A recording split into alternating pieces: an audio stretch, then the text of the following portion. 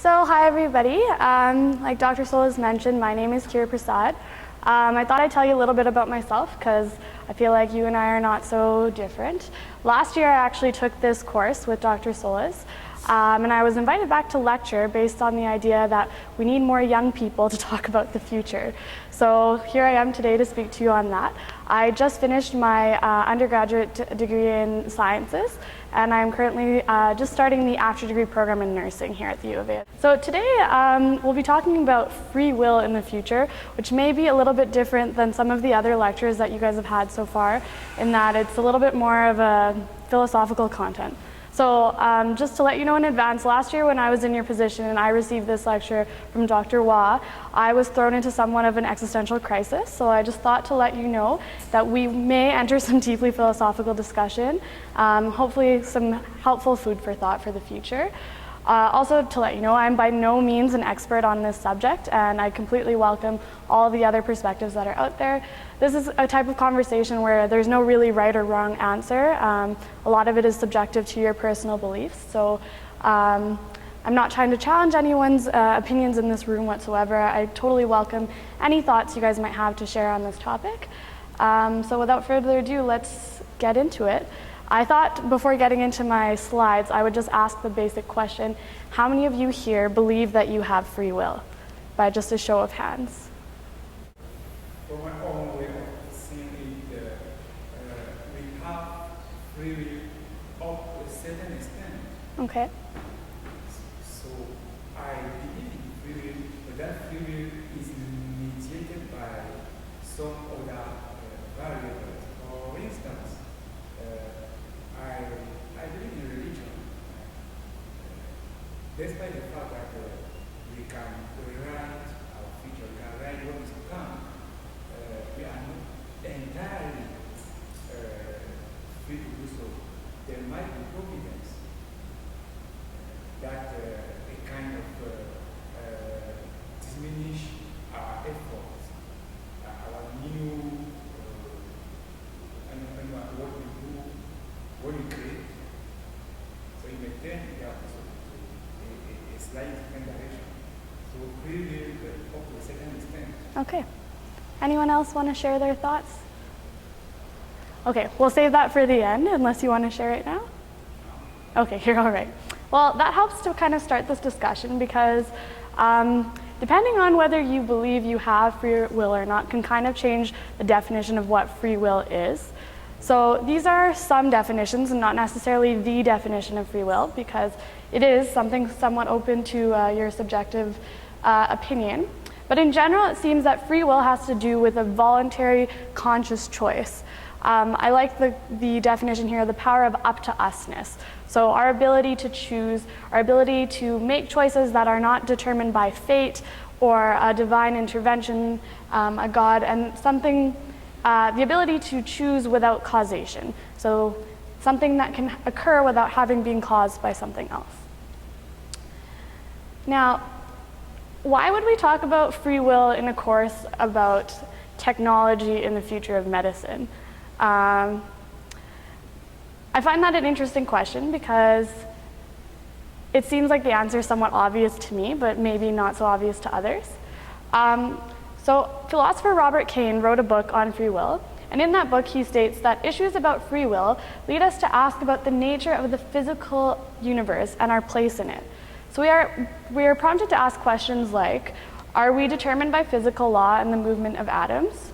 Can our actions be predicted by those who know our psychology? And are we determined to be the kinds of people we are by heredity, environment, birth, and upbringing?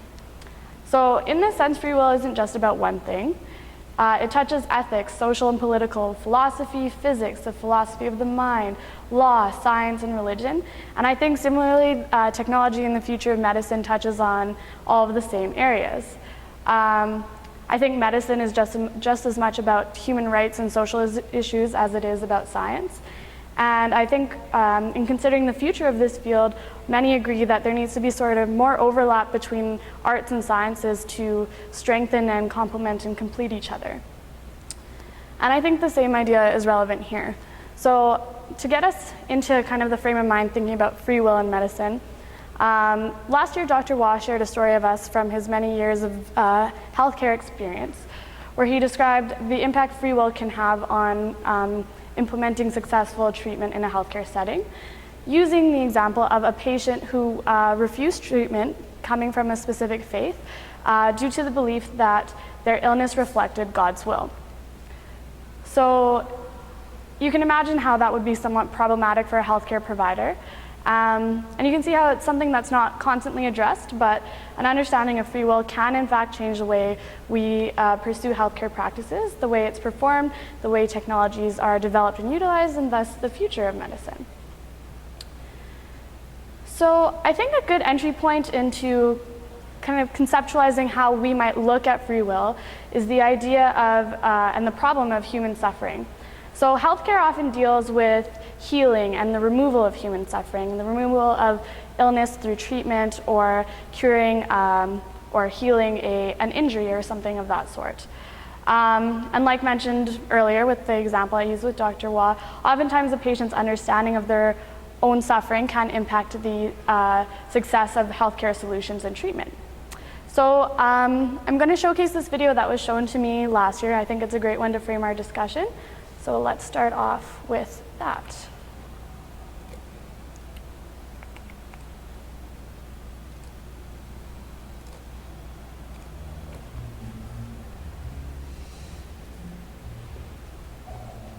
We live in a world festering with moral evil, a world of wars, torture, rape, murder, and other acts of meaningless violence. In every city in the world every day, there are people deliberately inflicting pain on humans and other animals, and even enjoying others' suffering.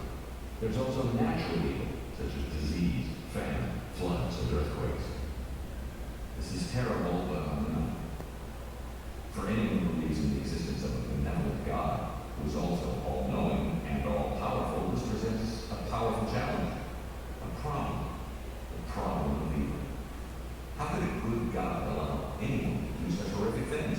If God is all-knowing, then he or she or it is completely aware of what's going on, and if all-powerful, could easily stop it. Yet the thunderbolts don't come. Many atheists have taken the existence of so much evil as conclusive proof that there can't be a good God, and there probably isn't a God at all. The problem of evil seems to be a genuine problem for anyone who wants to believe that there is. One response to free will defense is this. God could have created human beings that always did the right thing, never harmed anyone else, never went astray. But that would have made us automaton, pre-programmed robots. It's far better to have free will with the genuine risk that some people will end up evil, than to live in a world without choice. That's the claim. Victims of Caligula, Genghis Khan, Hitler, Stalin, Lajhenko, Pol Pot, Saddam Hussein, and the rest might disagree. And even if you accept the free will defense, it doesn't explain natural evil.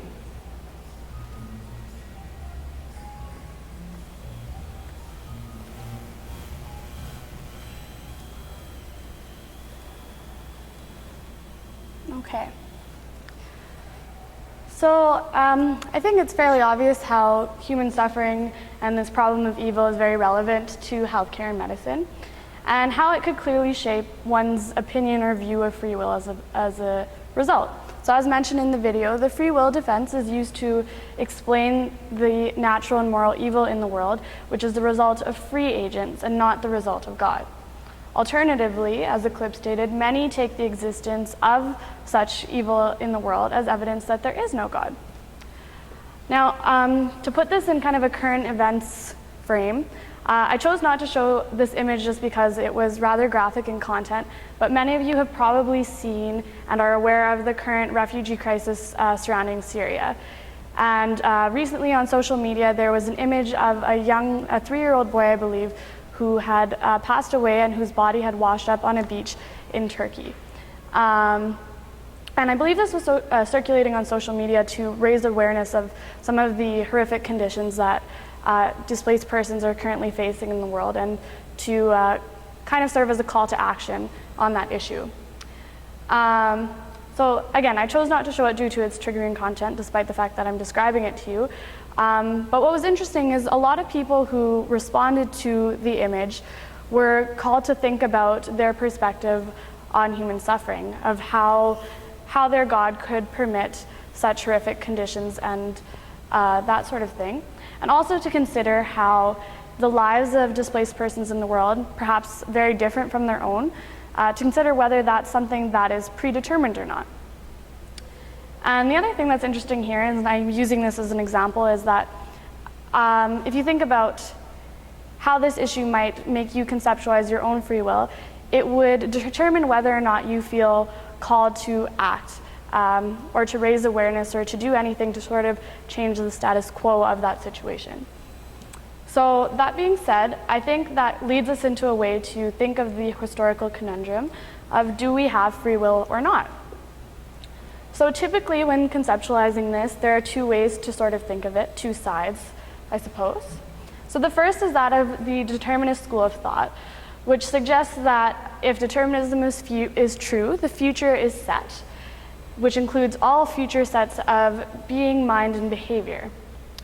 So in determinism states that past events, together with the laws of nature, bring about all future events, with only one possible outcome, having things being causally determined, and that free will is an illusion. So in other words, it is written. So I'll use an example that's perhaps relatable to you guys. How many of you here have had a failed romantic interest?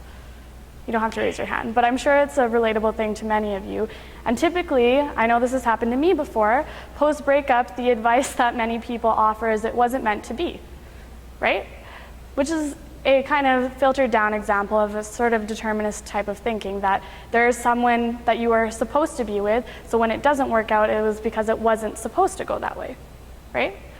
For another example, and I know Dr. Waugh shared this one for us last year, is if you've ever played basketball and you're at the line, you're geared up and ready to shoot, and you think you've totally got it down, and you get nothing but air, and you can't seem to figure out why.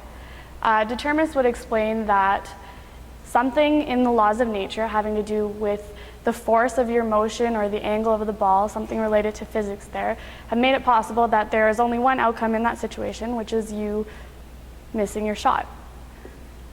So the downsides to determinism is if you were to accept that everything is predetermined, then you would effectively lose motivation to do anything different. Because whether you make that shot or not, or end up happily in a relationship with that person or not, is completely already set for you. So you don't really have a say in the matter. And the problem with that is things like a loss of effective motivation would mean that we wouldn't have individuals striving for any change in this world, or searching to solve problems or challenge things. You would basically have the triumph of selfish motivation over humanitarian motives, given that empathy isn't really required, because whether you're a good person or not is already determined. There's no need to prove yourself or to have any sort of moral goals for yourself.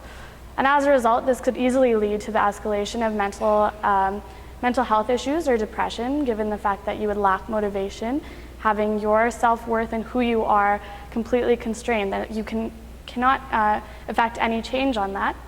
And then lastly, there would be a loss of moral responsibility, wherein a person, let's say a person who claims that they have no free will, was to go out and kill 4 people, could not be held responsible given the fact that they weren't in charge of making that choice. They had no control in that situation. So you can see how there are clearly obvious problems to the determinist school of thought, if one were to take it fully. Now, on the other hand, some individuals who do believe in free will to some extent would say that free will is an experiential reality. So it's something that's necessary, a necessary part of the human experience, a sort of epiphenomenon attached to every decision that you make, where every decision that you make is a production of the brain, but it's not influenced by these external laws. So that would mean that though nature is causally determined, the mind doesn't really operate the same way. Now, the thing with that is, if we take free will in its entirety, we know that there are very obvious limitations to free will as well. The most obvious being some of the laws of nature that we can't get around, such as if you were to pick up a pencil and let it go, it would fall to the ground at a speed of, or at an acceleration of 9.8 meters per second squared, whether you decided that you didn't want it to or not. you have no control over that. Similarly, if I were to apply anti-aging cream all over my face every day, I probably couldn't stop the process of aging. That's something I just cannot control or will away no matter how much I want to. So there is limitations to the old saying that you can achieve whatever you put your mind to, because we know that we are limited by our physical abilities and by our genetics and many other factors. And so because of this, there appears to be an apparent disconnect between the human mind and the way that the world works naturally. So, here are those slides for those of you who are interested. So where are we in this kind of discussion of if we have free will or not? It kind of sounds like we're back to square one. And the problem with this is, as psychologist Seth Swartz states, the free will issue is an especially thorny one because it represents a collision between two opposing yet equally valid perspectives. So from a purely metaphysical perspective, if we don't have free will, then why are we here? What is the point of life if we cannot choose our own path? But from a purely scientific perspective, how is it possible that anything can occur without having been caused by something else? If we really can choose, then these choices must be uncaused, which is something that cannot currently be explained by the model of science that many of us rely on. So let's just take a moment to watch a rather powerful video, another perspective, that may kind of get us back on track to how to think about this.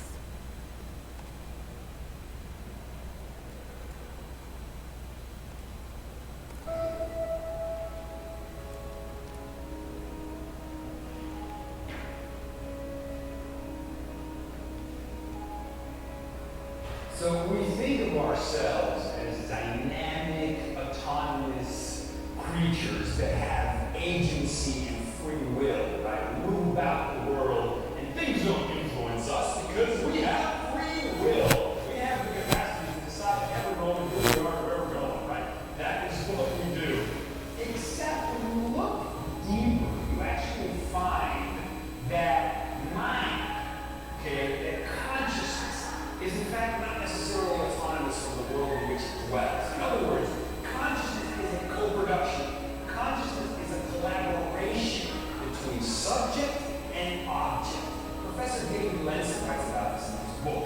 So consider what that means. It basically means that it's not just one type of consciousness, right? There is this notion that it's person multiplied by place, multiplied by time, that reveals a garden of orchid paths of possible consciousness, a possible entity.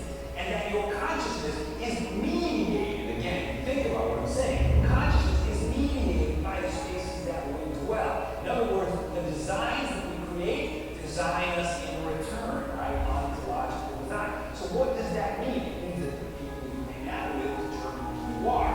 It means that the language you speak sculpts your perception of the world. It means that the culture in which you live shapes your worldview. It means that the people that you meet you in return and thus affect you.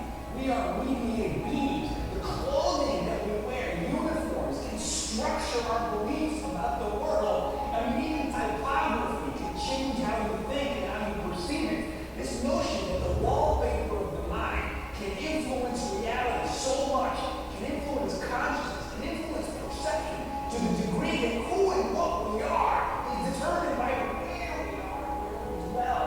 The wallpaper matters, right? What is within is without, what is without is within. We're like the dragon eating its own tail. We're the Ouroboros, okay? We're Esther's hands. The hand is drawing the hand, and it's drawing the original hand. Whoosh. That's us. And again, what if we take away this idea that we can create our own reality, that our creative and linguistic choices govern our fate. I design, therefore I become. The vertigo of freedom.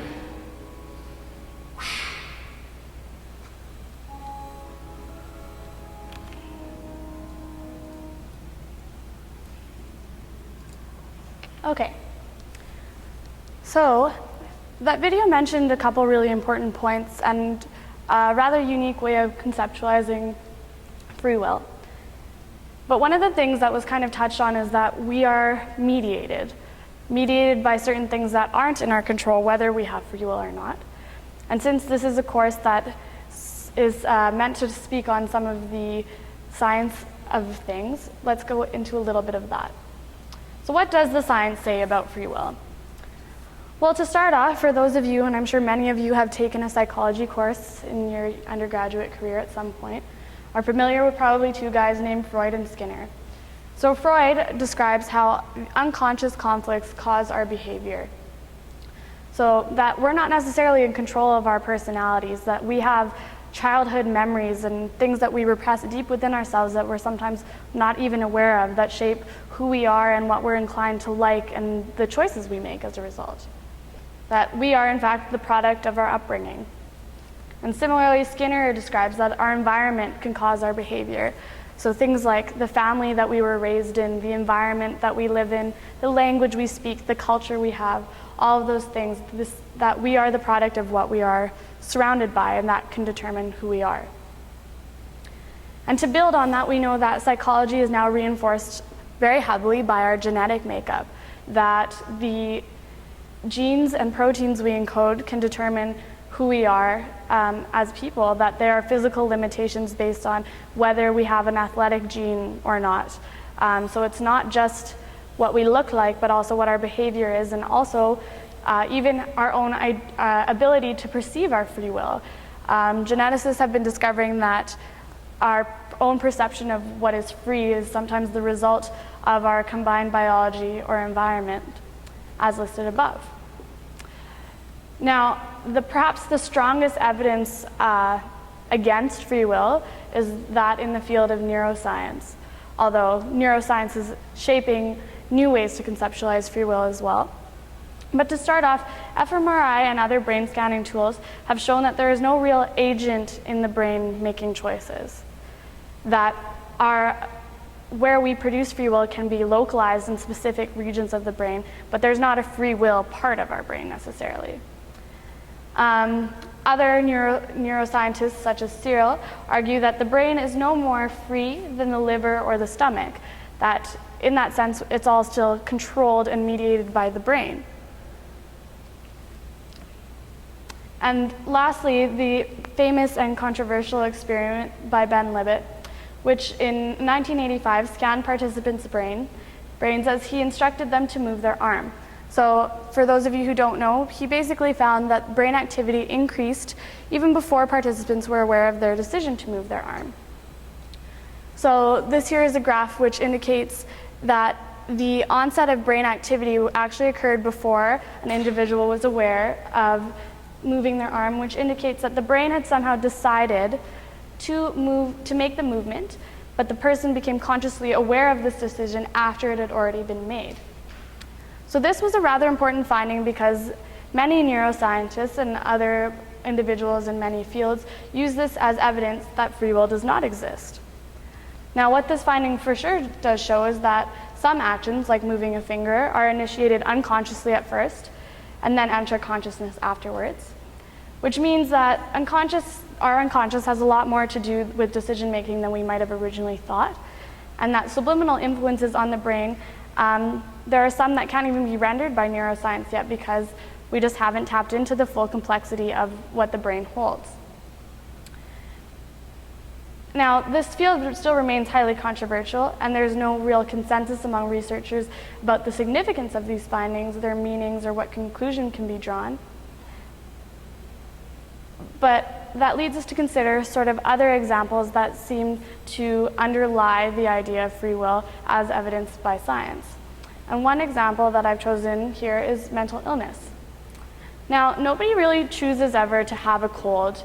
When we get the flu, we don't think of that as infringing on our free will, but for some reason we tend to when we think about mental illness.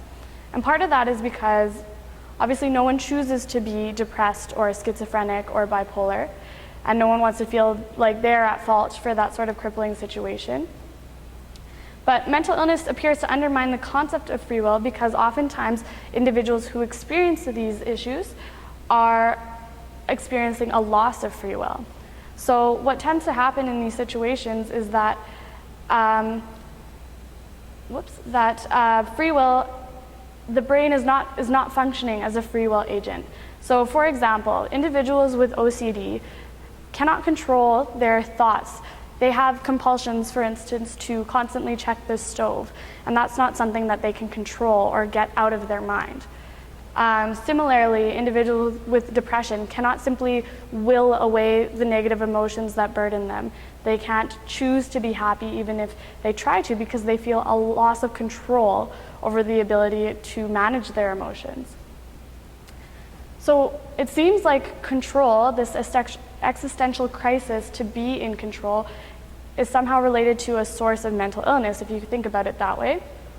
And what's interesting is that recently it seems that effective treatment of some of these mental disorders is possible by sensationally restoring free will to the brain. So I'm assuming many of you are familiar already with DBS, which is deep brain stimulation, which involves placing electrodes in targeted areas of the brain. Unlike a lot of other neurosurgical procedures for targeting mental illnesses, there is no destruction of brain tissue involved. So it's relatively, it's less invasive perhaps than some of those other interventions.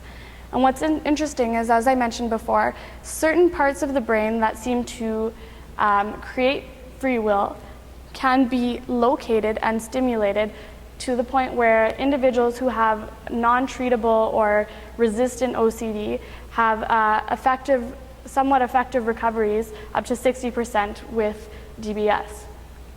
And so considering what potential that might have for future technologies, perhaps eventually we could develop a brain implant, something that could replace the parts of the brain that are defective in those areas, things that could recreate free will and reconstruct it, so at least people have the sensation of free will, so that they're able to do something important for themselves, that they feel like they have the ability to, and they have regained a sense of control.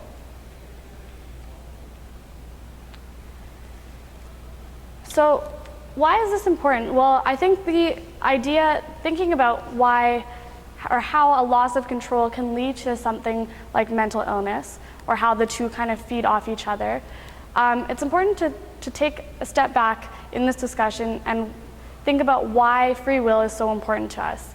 Why it seems that when someone's free will is infringed, they are often visually upset by that.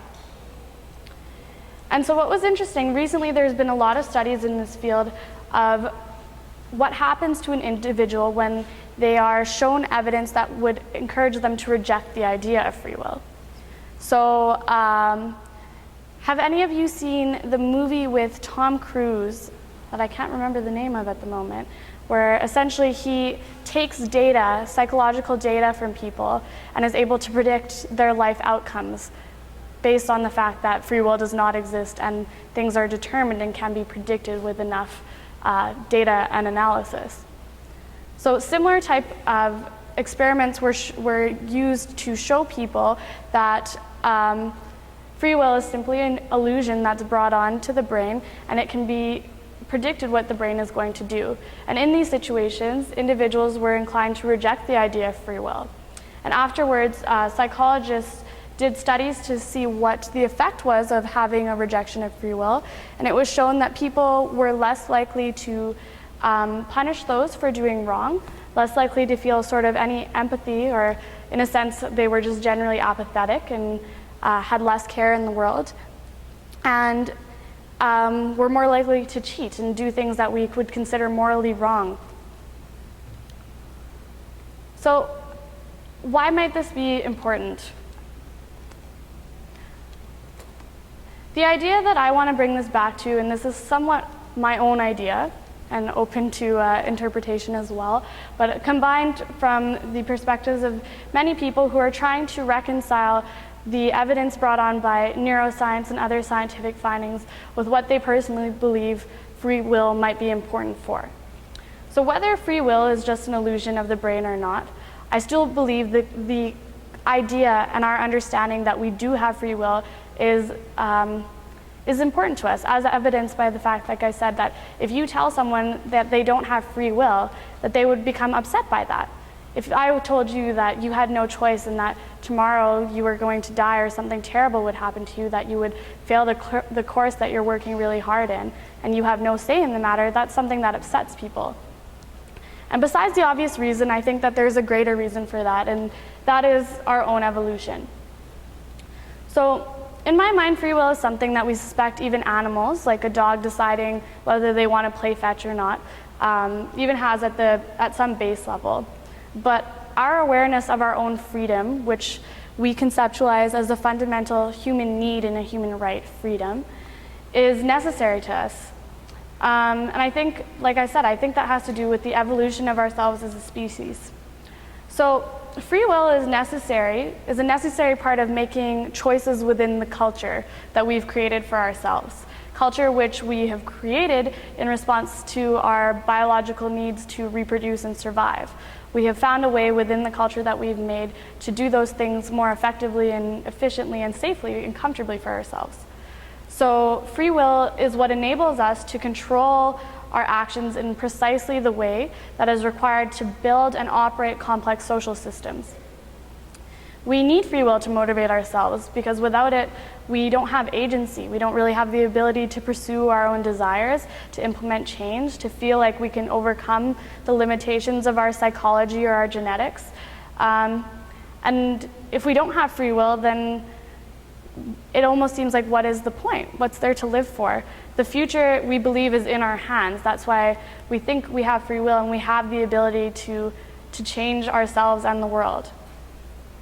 And what's interesting is that there's evidence that oftentimes a greater sense of free will is correlated to a higher IQ and EQ, which suggests and reinforces the idea that there seems to be a selective advantage to holding a strong sense of autonomy and freedom. It seems like individuals throughout history who believe that they can do something tend to do something, and are the people that we read about in our social studies textbooks. And so I liken this to something rather cheesy within my own identity, and that is the idea that we are all special. So, like I said, as cheesy as it sounds, we're taught to believe that we are special and that we are unique. Because the moment we don't, we lose that sense of diversity and uniqueness within our identity. And when we are reduced to one of the masses, we lose motivation to do anything that makes us seem or feel or act like one of a kind. And we fall into this somewhat depressing, hopeless cynicism that we are the same as everyone else, subject to either random chaos or a predetermined destiny. And I believe that the sense of uniqueness brought on by individual free will brings our minds a sense of peace in this world that we cannot fully understand sometimes, though we are uncovering it at an increasingly rapid rate. And I believe the idea of free will helps us achieve a level of self-actualization within our own identities and understanding ourselves, which helps us move forward as a species. And I think this is really important because whether or not we believe we have free will, whether we believe we do or not, has a profound impact on how we behave. And I think in the end, all that matters is what you do. So with that being said, I just want to leave off on some kind of thoughts on free will that seem to be compatible between the two sort of extremes of the spectrum. So the first is the fact that we might overestimate the extent of our influence does not necessarily mean that we have no influence at all. That free will cannot violate the laws of physics or even neuroscience, but it invokes causes that go beyond them. That there is no need to insist that free will is some kind of magical violation of causality, that free will is just another kind of cause. And that lastly, our understanding of free will is intertwined with the mind at levels of intelligence and consciousness we cannot yet describe. So now I would like to move on to some points of discussion. And the first is, what would a world where everyone has free will look like? And the second being, on our current trajectory towards the singularity, which I believe we are on, are we continuing the generation of species that contrives and perceives their own free will? And then lastly, if you feel like sharing, what does free will mean to you? And I think we'll turn it over. What I think, after knowing that our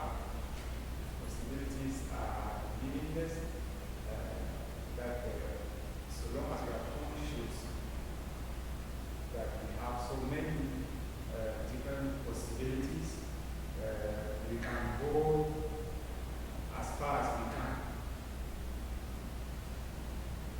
Now, if we can go as far as we can, why is it that there are so many destructive events? Why is things happening? Taking that from one end and the other end, what I personally think, what I personally struggle with is believing in that, believing in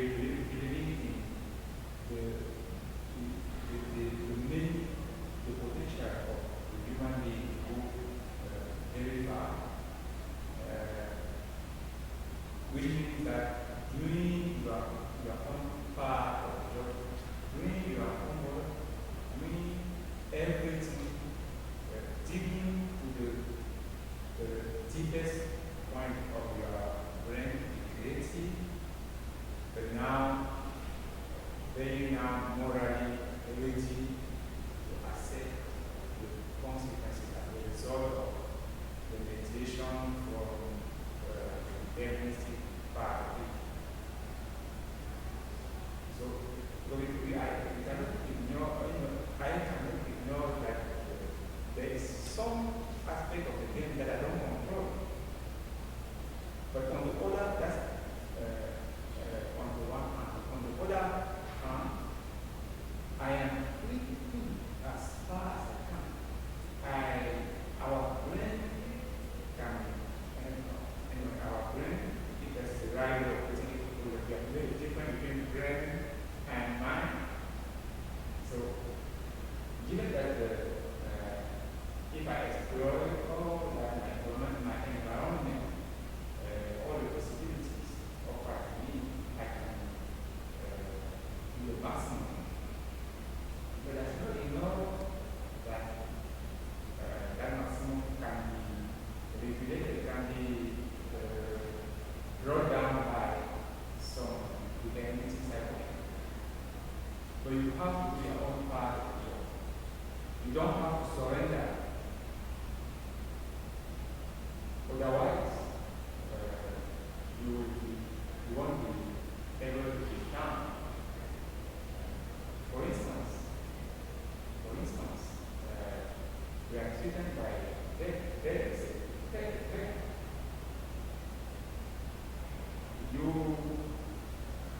You may have the best ideas possible, but without you share the ideas, if you lose your life overnight. So you should not ignore the deterministic part of it, but have this free will as much as you can. I don't know whether I answered the question. Well, that answers my question because I have now gained an idea of your perspective on free will, which I think is great. There really is no right answer to this whatsoever, but it's really important I think it's really important for people to think about what they think, because if you're left in the dark with your own considerations, then it's hard to understand and give meaning to your actions at that point, right? If we don't kind of think about why we're doing what we're doing and whether we are in control or not, that can really change the way we act and whether we affect anything by our actions or not. And I think that's kind of my take-home message, is to think about what you think about free will, because what you think matters. So thank you for sharing.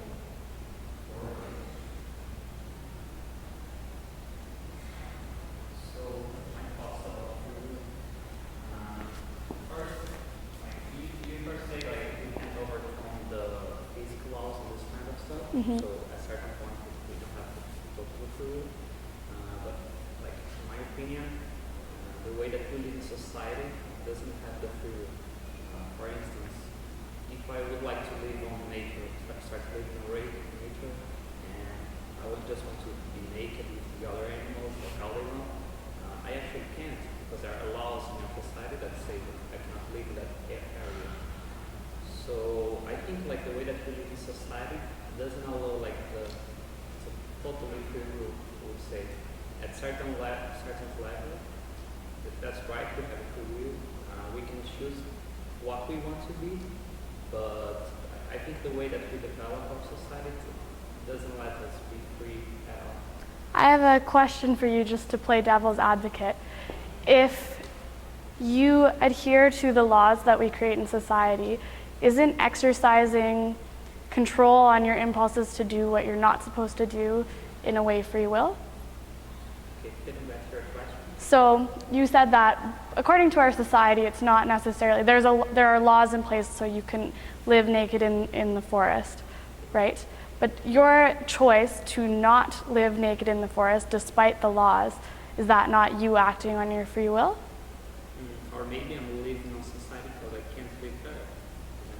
Very true. It's just a point to think Yeah, about. I go. Thank you, thanks for sharing.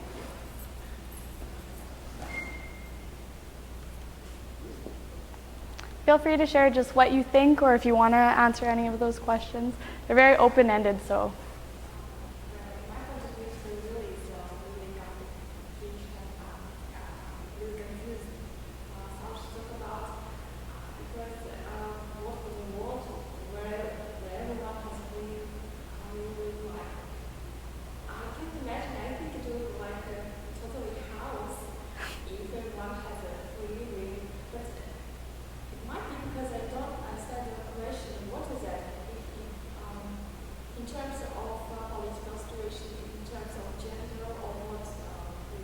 That's up to you to decide.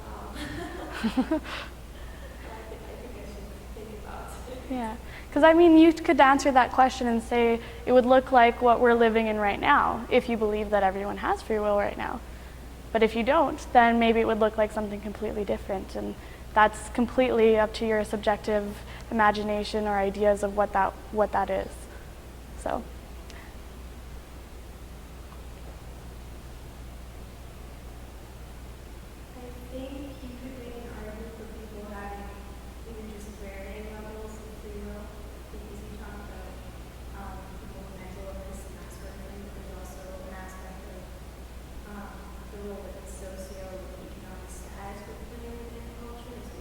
Right.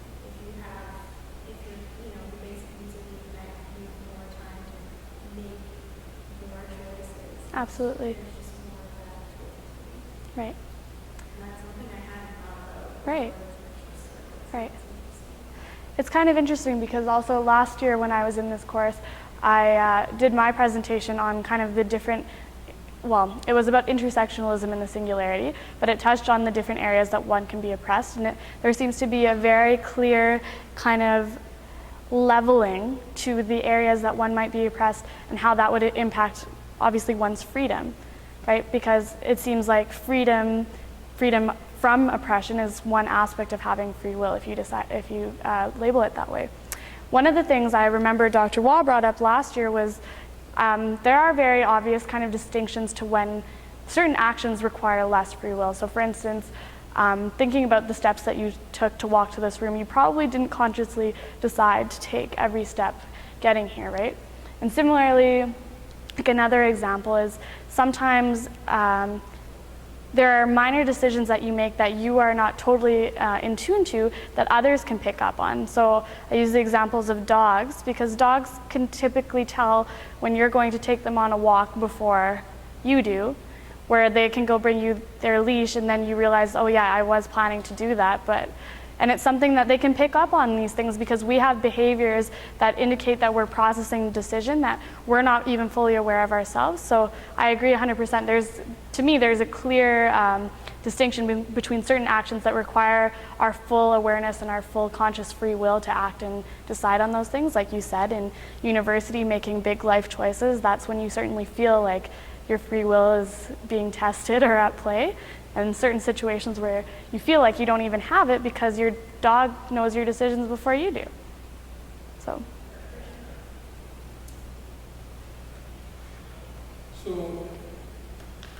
what I have been thinking about is that it's intriguing how people decide to take this course, and that has to do with free will at some level, because if you don't have free will, then studying the future is just kind of stupid.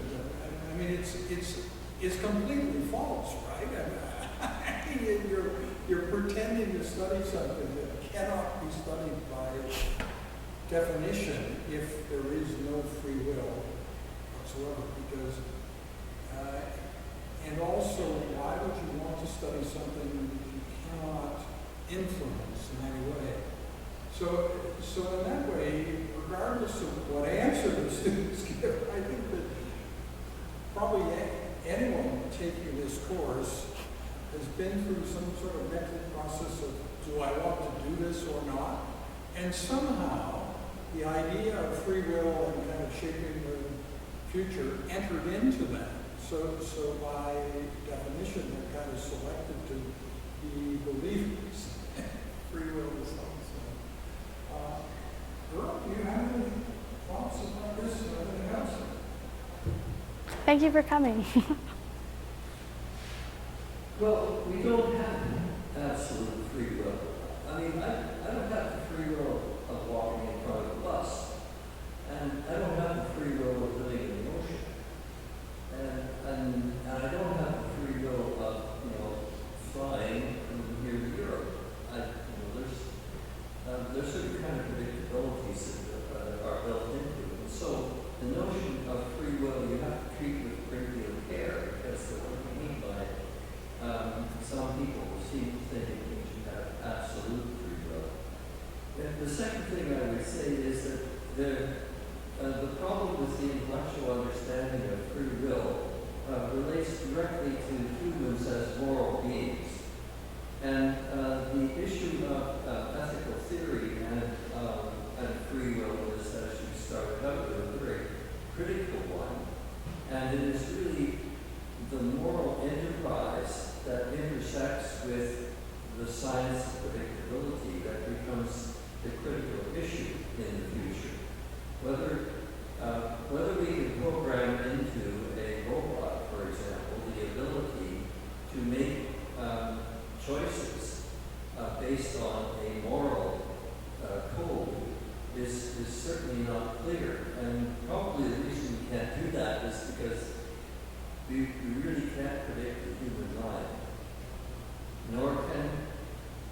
Nor maybe it is not just a matter of intellectual ability either. Maybe, the old-fashioned idea that morals relates to the soul has something to do with this. That means that there's a consciousness, despite what this chap said in YouTube, there's a consciousness about what I am and what I think I should do that transcends the ability to program it. And we've not really been able to plumb the human mind well enough to eliminate that. So, from my perspective, until we eliminate the moral dimension of human existence, we're not going to eliminate the notion of what we call free will. That's very powerful. And I think that will relate very strongly to a coming lecture that we have on ethics and robotics, because that's a very key component to it, absolutely. And it kind of touches on that question there is, if we are on this process of creating AI and robots and what have you, and we are the ones programming them, it's likely that we would liken them to ourselves. But to what extent can we actually do that? And like Dr. Waugh says, is it possible to actually program morals and free will into robotics? Is free will something that's associated with intelligence when we think about AI, that intelligence corresponds to this certain level, and if it's on some sort of evolutionary track, that it's something that comes with it? Or is that something separate and distinctive of a human consciousness or a human soul? There's a very simple question, which is interesting to ponder. Is the fact, perhaps, that we don't have free will, does that mean nothing has free will? Or is it possible we could make a robot that has free will, even though we lack it completely? And I mean, you could come up with certain arguments that say by the law of physics, you know, free will should be possible, maybe, but we just don't happen to have it. It's clear we don't have it. We ain't got it, but maybe some other being could, you know. And so you know, that's another way to conceptualize. I think we'll find out things as machines become smarter and faster. You know, will they have a subconscious like we have a clearly defined subconscious? Will they, when they become conscious, will they also have a subconscious?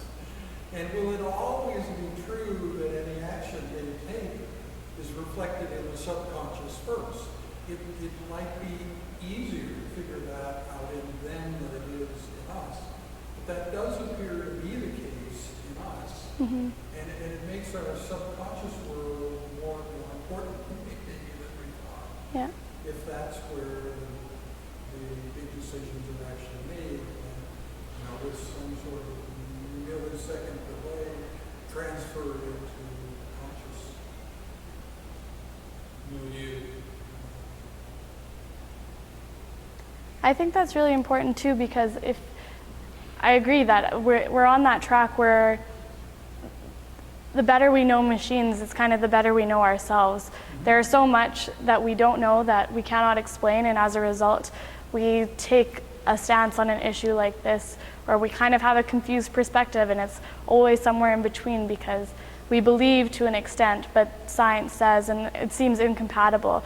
But like I mentioned kind of at the intro of this lecture, is we're working towards integrating those two things where they're not so separate and where it actually makes more sense to combine the two, and they're not two distinct things. It's all kind of just one thing. Speaking of influencing things, you know, I talked last time about the fact that Ray Kurzweil doesn't have a bodyguard yet. He's still approachable. If you send an email, he will reply. You can just go up and talk to him at meetings.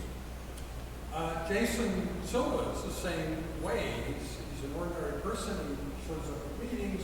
It's true that his partner is a movie star celebrity, but still, you know, he's sort of an approachable regular person.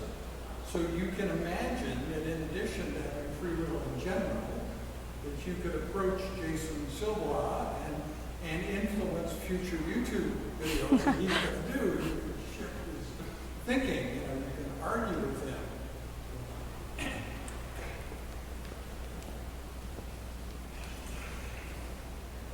I just have just to add to our discussion. One question to you and a question to Professor. If I can speak also. So my question is, do you think motivation, without motivation, there can be any slight feeling? That's the question to you, and open also to thanks. Given also that the project said that it is difficult to program moral into robots, can we, as human being, not through regulation control for that? Can we not through regulation make up for that? For that inability, maybe to program moral into robots?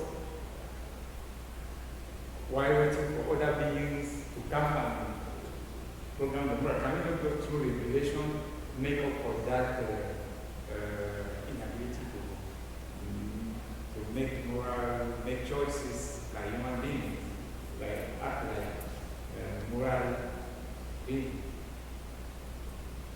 So. Yeah, I think one way to look at it, I don't know or heard me talk about this, but you know, when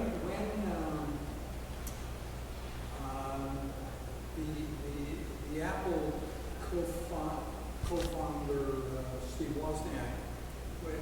said that we would be pets in the future, I then wrote this poem about, and he says, but the robots will take really good care of us, you know, so don't have to worry because they'll need us as their liaison with nature. It's a permanent need. They need this liaison with nature. Nothing to worry about. So then my poem is about how good we take care of our pets. We love our pets and everything. So there was this day, you probably all read about this in the paper, where a bear was spotted in Emily Murphy Park. So our cat usually goes out at night, but we decided to keep our cat in. And so we went to bed feeling that the cat was safe, but it was kind of a strange night because there were no cat noises at all. And the cat had been trying to get out and charging the doors, and we wouldn't let it out, and then we went to bed. Well, the next morning, we discovered the cat was in between the front door of the house and the screen door. That, you know, we had the door open, but the screen door closed, and so the cat went there, and we just absent-mindedly closed the door. So during that cat's captivity, what was its status? And I would say this happens to human beings too. So you ask, can there be life without, you know, having aspirations, without being able to do things, without having free will? Can there be life? Well, the cat simply put its life on pause. It didn't look upset the next morning, and I argued that it knew we would come. We always do, you know, when things like this happen, when a cat gets stuck somewhere, the human comes and lets it out. So there was a little bit of cat fur. So it had like tried to, you know, escape, but then realized this is futile. I'll just wait for the people. But a lot of things human beings do. I mean, you can be a captive, be a prisoner, and so your life is on hold for a while. And so you would still say that it's life, but when you're in, you know, a sort of totally captive circumstance, you don't have much free will, even if in some general sense you would if they let you out. Right? So I don't think that you say there cannot be life without free will. There obviously can. Just like our cat is still living while it was in between the door and the screen door waiting for us to find it the next morning. And a lot of human unhappy circumstances, like, you know, the refugees in Syria and so on. There are times when all the lofty thoughts that those refugees would like to be thinking they can't get to because, you know, the kind of urgent necessities of life is so tenuous that they can't do those other higher functions at the moment, but it doesn't mean that they won't do them later. So I would answer you, yes, it's still life if there isn't free will, just like it's still life when somebody puts you in prison or accident and you get stuck somewhere for a while. And then thoughts about that? Yeah, I'll just say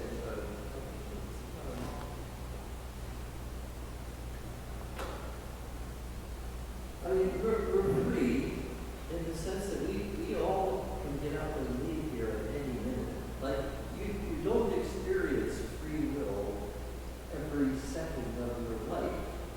So, and I think free will of that sort would be a pain, right? I mean, now I have to decide whether I'm going to get up and go out there, you know, whether I'm going to put my coat on or not. I have to make all these decisions. We just don't live like that. That's not the way we're patterned, if you want to use that kind of language. So clearly, free will is something that has a kind of theological, moral overtone to it. And maybe we should just be a little bit rested about saying, you know, that everything has absolute free will. that when the machines become so smart that they will understand that there can be no absolute free will, and that in effect you can't have a machine that is totally goal-oriented.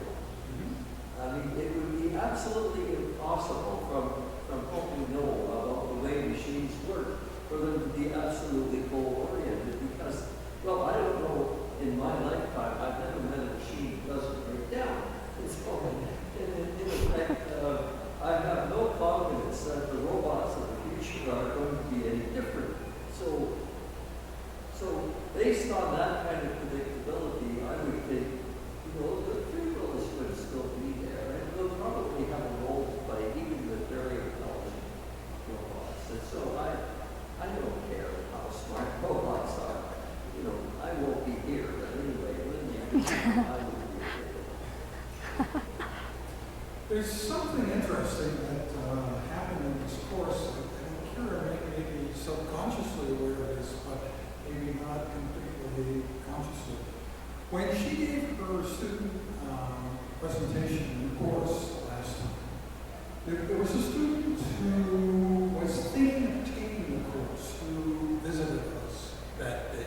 Okay. And a very unusual student.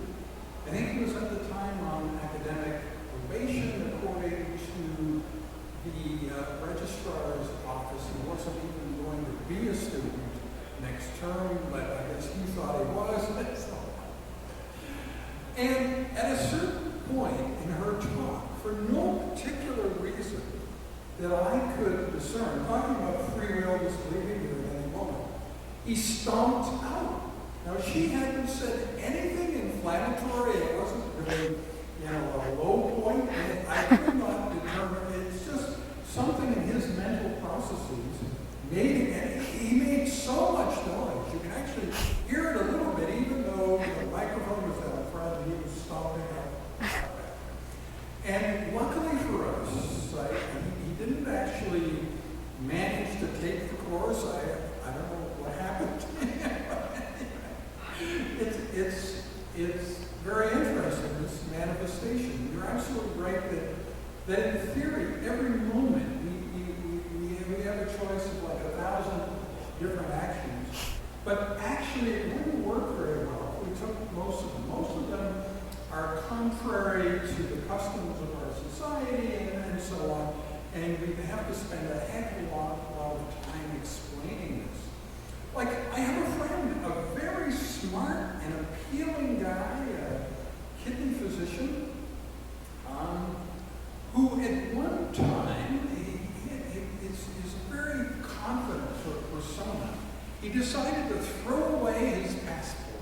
It just seemed like a very good idea at the time. This is something that had enormous consequences. I mean, it limited his life for years, because once you've done that, people who issue passports, they don't give you a full passport. Next time you sort of get it for 6 months or a year.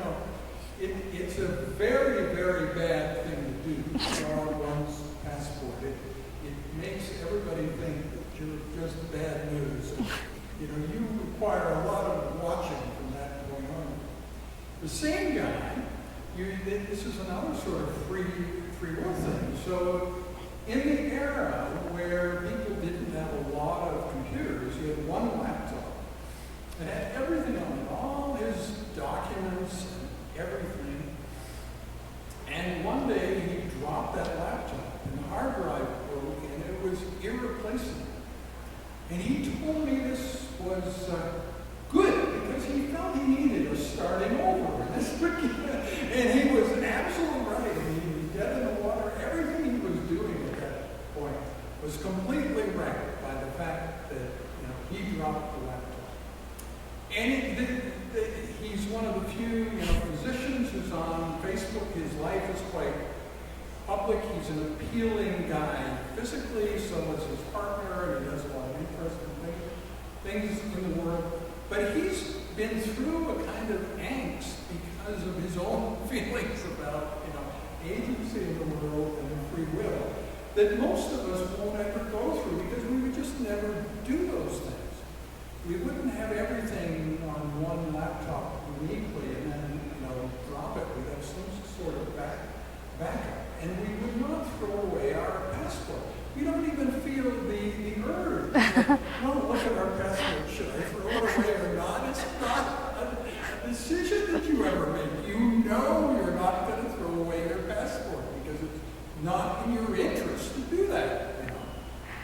You just made me think about, so on my last point I made, which now this seems kind of contrary to the point I was trying to make, is that whether we have free will or not, the illusion that we do is very important to us. Yeah. So just the idea that we have it, the idea that we are free, whether we are actually free or not is not the point of the statement. It's just the idea. Like even the instance of a pet or someone who is captive but thinks that they're free, just the belief itself can make you free, because in your mind you believe that you are, and therefore you can take action that reflects that belief, which is kind of interesting if you think about some of the things people are inclined to do. It makes you wonder if that's a result of people having a very strong sense of that illusion of free will, or feeling the opposite, because it would almost seem that, as I was kind of mentioning before, free will is required to control those impulses and those urges just as well as it's required to act on them. Yes.